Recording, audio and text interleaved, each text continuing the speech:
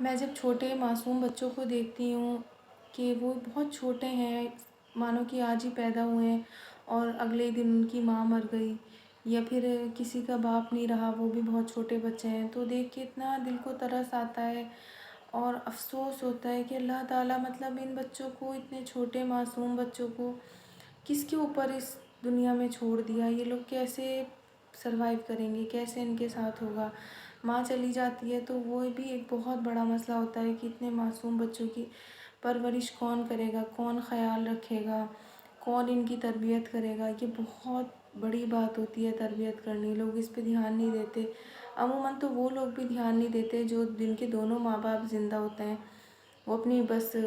زندگی میں مشغول ہوتے ہیں، باپ اپنی میں، ماں اپنی میں، اور بس بچہ جیسے ہو رہا ہے، پروان چڑھ رہا ہے، چڑھ جاتا ہے۔ لیکن جب ماں یا باپ میں سے ایک بھی نہ ہونا تو پھر بہت زیادہ بچوں کے لیے فکر مند ہونا ضروری ہوتا ہے، کیونکہ ایسے بچوں کا اگر بگاڑ ہو جائے تو وہ بہت آگے نسلوں تک اثر کرتا ہے، کیونکہ ان کے اوپر کوئی لگام نہیں ہوتی، انہیں کوئی صحیح غلط بتانے والا نہیں ہوتا، کوئی گائیڈنس کرنے والا نہیں ہوتا۔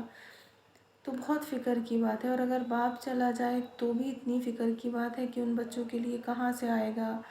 کہاں سے وہ لوگ پڑھیں گے، لکھیں گے، کھائیں گے، پئیں گے، پہنیں گے، سب کچھ کہاں سے کریں گے۔ ایک ماں کیا کیا کر سکتی ہے، بچوں کی پرورش کرے گی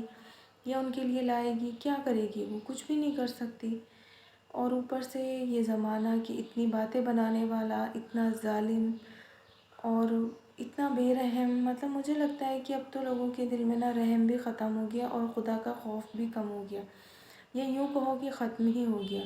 اگر کسی کی ماں چلی جاتی ہے نا تو بھی مطلب اپنے قریبی رشتے، آس پاس والے ایسے بچوں کو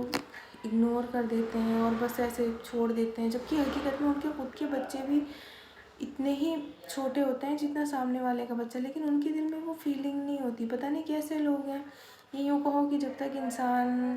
خود اس دور سے نہیں گزرا ہوتا نا، دکھ کے دور سے، تو وہ کسی کا دکھ سمجھ ہی نہیں سکتا۔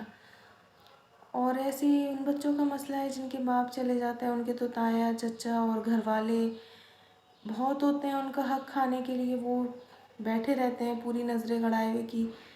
جی یہ ہمیں ملے، یہ ہمیں ملے، یہ بٹوارے کرنے پہ لگے رہتے ہیں کہ جی یہ ہم کھا لیں، وہ کہتا ہے یہ ہم کھا لیں، سب ایک منہ ہو جاتا ہے۔ لیکن مجھے لگتا ہے کہ یہ لوگ کہیں نہ کہیں اللہ تعالیٰ کو بھول جاتے ہیں، اللہ تعالیٰ سے غافل ہو جاتے ہیں اور بھول جاتے ہیں کہ مطلب ایسے بچوں کی تو، ایسے بچوں کو تو پتہ بد دعا دینے کی بھی ضرورت نہیں پڑتی کسی کو۔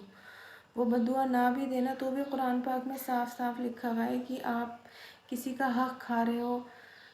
کسی کا حصہ کھا رہے ہو تو آپ اپنے پیٹ میں جہنم کی آگ بھر رہے ہو۔ لیکن اتنے واضح طور پہ سننے کے بعد، پڑھنے کے بعد، کون سا ایسا مسلمان ہے جو قرآن نہیں پڑھتا؟ پڑھا نہیں چلو لیکن سنا تو ہوگا۔ ہر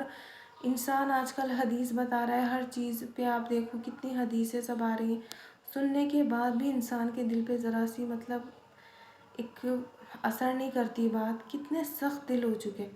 اور پھر بھلا آپ کسی کو کہہ دو یہ بات تو اتنی آگ لگ جاتی ہے جسے پتہ نہیں آپ نے کتنے پیٹرول ڈال کے ماچس کی تلی لگا دی کہ اس کے آگ لگ گئی اس بات سے۔ ارے بھائی جب آپ کر رہے ہو تو آپ کو سننے میں کیا حرج ہے، یہ تو پھر آپ کرو مت۔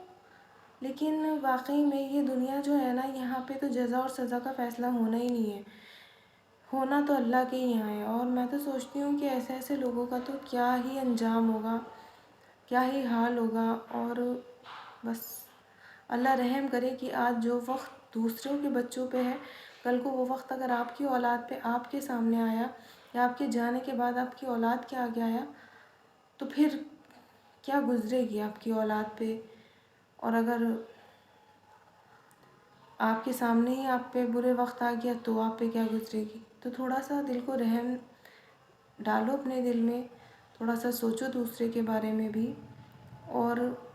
یہ بھی سوچو کہ کل کو ہمیں اللہ کو بھی جواب دینا ہے۔ ہم کیا جواب دیں گے اللہ تعالیٰ کو؟ اگر سب آپ کے جیسے ہو جائیں تو لوگ تو پھر اپنی اولادوں کو چھوڑ چھوڑ کے بھاگ جائیں، چھوڑ دیں اپنے معصوم معصوم بچوں کو کہ بھئی یہ پڑے بچے۔ کچھ تو اپنے دل میں رحم ڈالو، کچھ اللہ کا خوف کرو، اور کچھ انصاف کے اور ایمان کے ساتھ چلو دنیا میں۔